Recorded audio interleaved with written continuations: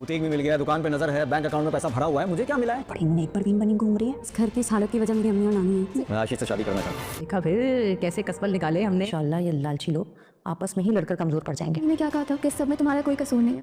पुप्पो के इस धोखे के बाद घर के सभी लोग ये घर छोड़कर चले जाएंगे और आने वाली एपिसोड में देखेंगे कि अज़रा ये घर छोड़कर नहीं जाएगी और यहाँ पुप्पो उसे ये बता देंगी कि उसे उन्हीं के उसूलों पर चलना होगा और अज़रा उनकी खिदमतें भी करती रहेगी क्योंकि उसे ये जमाल का घर नहीं छोड़ना है।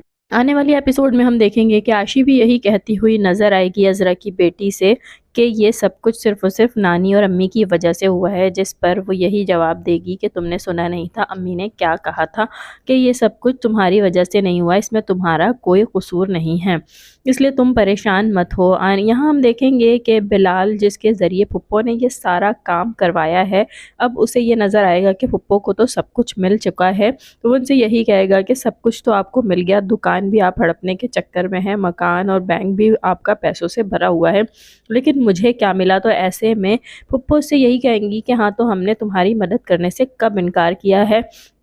तो यहाँ पर अब वो आशी से शादी का मुतालबा कर देगा और यही कहेगा कि मुझे आशी से शादी करनी है।